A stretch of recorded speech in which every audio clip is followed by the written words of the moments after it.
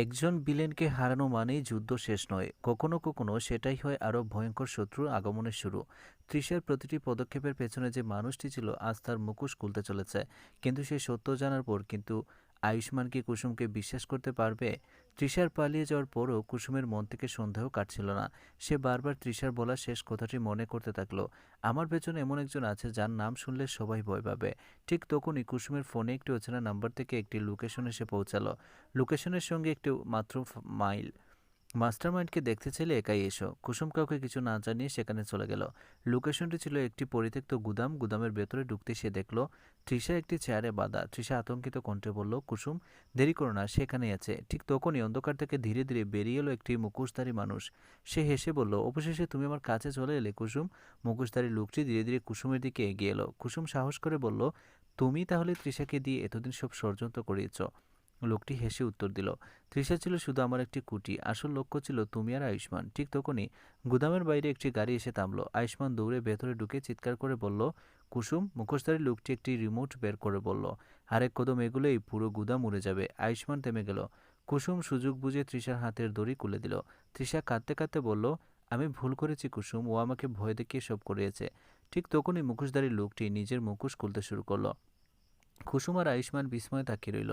মুখোশ খুলতে দুজন একসঙ্গে বলে উঠল, আপনি? ঘরের ভেতর নিস্তব্ধতা নেমে এলো। লোকটি টুটে রহস্যময় হাসি রেখে বলল, হ্যাঁ, এতদিন যাকে সবচেয়ে বেশি বিশ্বাস করেছিলে সে আমি, তোমাদের সবচেয়ে বড় শত্রু। মুখোশ খুলতেই কুসুম আর আয়ুষ্মান স্তব্ধ হয়ে গেল। তাদের সামনে দাঁড়িয়ে আছে পরিবারের বহুদিনের বিশ্বস্ত অভিভাবক দেবাশিস কাকা। আয়ুষ্মান অবিশ্বাসের সুরে বলল, কাকা আপনি? দেবাশিস ঠান্ডা হেসে বলল, হ্যাঁ, এতদিন তোমাদের বিশ্বাসটাই ছিল আমার সবচেয়ে বড় অস্ত্র। তৃষা শুধু আমার পরিকল্পনার একটি অংশ ছিল। কুসুম রাগে বলল, কিন্তু কেন? আমাদের সঙ্গে এমন কেন করলেন? দেবাশিস ধীরে ধীরে একটি পুরনো ফাইল বের করে বলল, বহু বছর আগে আমার পরিবার সবকিছু হারিয়েছিল, আজ সেই প্রতিশোধী নিচ্ছি। ঠিক তখনই তৃষা সাহস করে দেবাশিসের হাত থেকে রিমোটটি ছিনিয়ে নেওয়ার চেষ্টা করলো। ধস্তাধস্তির এক পর্যায়ে রিমোটটি মাটিতে পড়ে গেল। হঠাৎ গুদামের ভেতরে লাল সতর্কবার্তা জ্বলে উঠল। একটি যান্ত্রিক কণ্ঠ ভেসে এলো, self distract activate, countdown 16 seconds. সবাই আতঙ্কিত। রায়ানের মতো শান্ত থেকে আয়ুষ্মান দ্রুত কুসুম তৃষাকে বের হওয়ার পথ দেখাতে লাগলো। দেবাশিস পালানোর চেষ্টা করতেই পুলিশ গুদামের চারদিক ঘিরে ফেললো। কুসুম শেষবারের মতো দেবাশিসকে বলল, প্রতিশোধ কখনো কাউকে জিততে দেয় না। দেবাশিস কিছুক্ষণ চুপ থেকে মাথা নিচু করলো। ঠিক সেই সময় পুলিশ তাকে গ্রেফতার করলো। আয়ুষ্মান কুসুমের হাত হাত ধরে গুদাম থেকে বেরিয়ে এলো। কয়েক সেকেন্ড পর বিকট শব্দে গুদামের একাংশ ধসে পড়ল।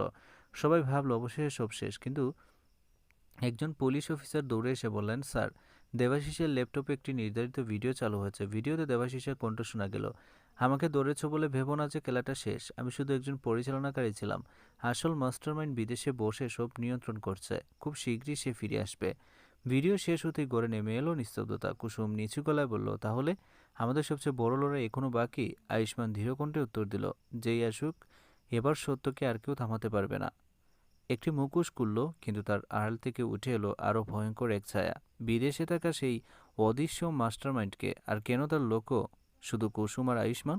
পরবর্তী মহাপর্বে শুরু হবে এমন এক খেলা যেখানে প্রতিটি পদক্ষেপই জীবনের মৃত্যুর প্রশ্ন হয়ে দাঁড়াবে। পরের নতুন আপডেট পেতে অবশ্যই আমাদের চ্যানেলটি সাবস্ক্রাইব করুন আর পাশে থাকা বেল আইকনটি বাজিয়ে দিন।